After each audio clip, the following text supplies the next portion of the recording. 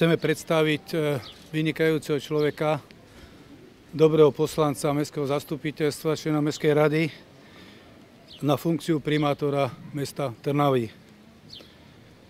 Ako ešte dobre viete,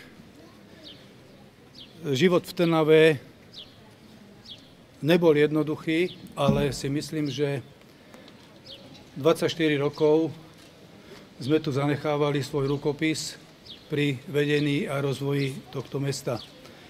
Verím, že to pokračovanie v pozícii nového primátora Janka Žitňanského prinesie ďalšie nové impulzy.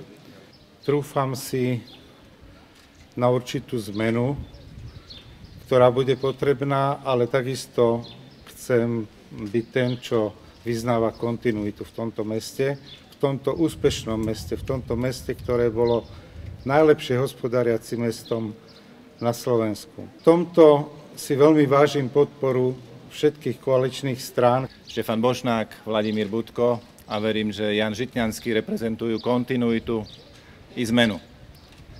Tak ako život to prináša a potrebuje, chcem predchodcom poďakovať a Jánovi Žitňanskému za kresťansko-demokratické hnutie zaželať nielen úspešnú kampaň, ale aspoň tak úspešné pôsobenie, ako bolo tých 16 rokov jeho zodpovednej, trpezlivej, vytrvalej a tvorivej práce.